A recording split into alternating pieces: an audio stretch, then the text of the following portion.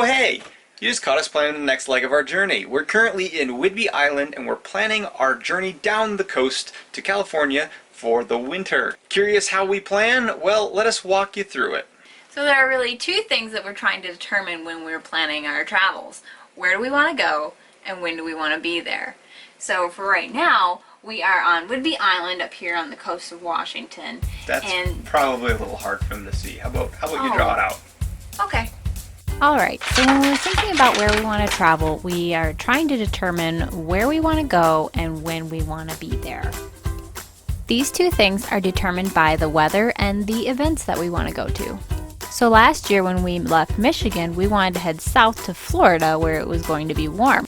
Then all we had to do was connect the dots. The route we take is determined by points of interest that we want to see along the way and the lodging that is available while keeping our costs down. So let's talk about points of interest. There is a lot of really cool stuff to see between point A and point B.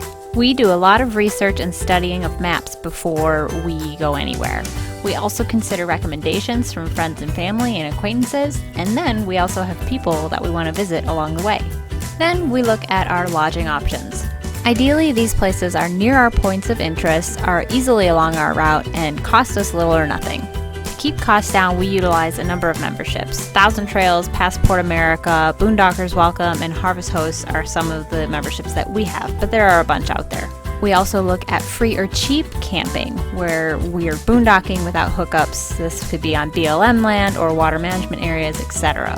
There's also easy overnight parking at Cracker Barrels, Walmarts, Cabela's, etc. Once we figure all this stuff out, we add it all to our map. Then we literally connect the dots so that we see the things we want to see, but don't go over on our budget for lodging.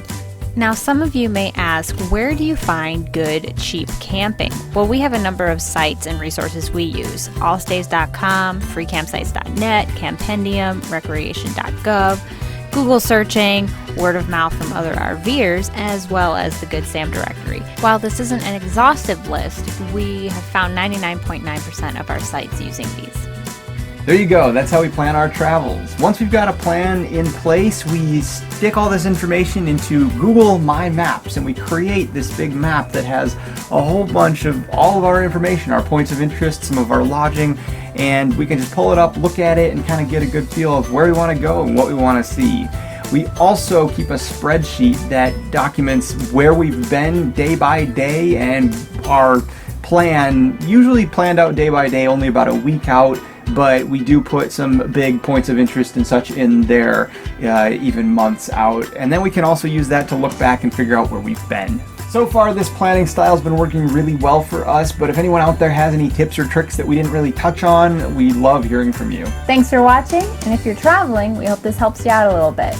As always, if you have a question, please leave it below and we'll do our best to answer.